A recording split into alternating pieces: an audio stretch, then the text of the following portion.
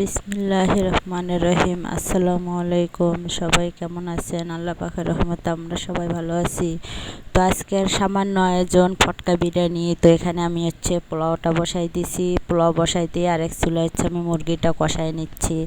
তো এই তো মশলা সব কষাই নিচ্ছি। মশলা এখানে আমি আজকে বাটা মশলা আদা রসুন দিয়েছি আর বিরিয়ানি মশলা অ্যাড করলাম। তো এই তো মশলাগুলো কষাই নিচ্ছি ভালোভাবে। 1 কেজি চাল, 1.5 কেজি মুরগি। তো মুরগির কিছুটা রেখে দিয়েছি আমি। আর এখানে তো গোলাপ জল দিয়ে দিলাম, একটু জর্দা রং দিয়ে দিলাম।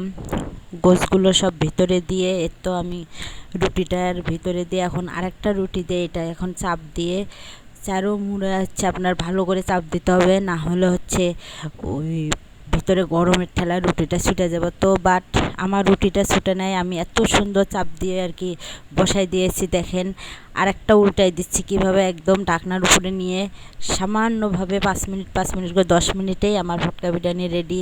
তো মেয়ে আসছে, বললাম আম্মু দেখো তোমার প্রিয় ফটকা বিরিয়ানি রেডি করেছি।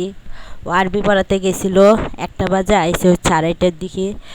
তো আমি ফটকা বিরিয়ানির সব রেডি করে টেবিলে নিচ্ছি, খাবো। মেয়েকে বললাম তুমি খুলো, তো পারতিছে না, আমি আবার খুললাম। উপরের রুটিটা এত মজা হয়েছে যা বলার বাহিরে। তো মেয়ে আমি রুটিটাই খাচ্ছি, রুটিটা অনেক মজা হয়েছে।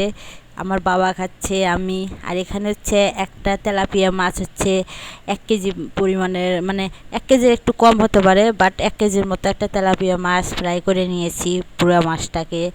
তো মেয়েকে দিচ্ছি, মেয়ের প্রিয় ফটকা বিরিয়ানি। অনেক দিন আগে বানিয়েছিলাম, বাট আর বানানো হয় নাই। তো মেয়ের আবদারে বানাই দিলাম ফটকা বিরিয়ানি। আপনারাও রেসিপিটা ট্রাই করে বানাইতে পারেন, অনেক মজার একটা ফটকা বিরিয়ানি। তো মেয়ে খাচ্ছে, আমি খাচ্ছি, ছেলে ওর বাবার সঙ্গে ঘরে খেলতেছে। তো আমরা খাচ্ছি, আমার কাছেও অনেক ভালো লেগেছে। তো আপনারাও বানাবেন। আর বন্ধুরা সবাই ভালো থাকবেন, সুস্থ থাকবেন, এভাবে আমাদের পাশে থাকবেন।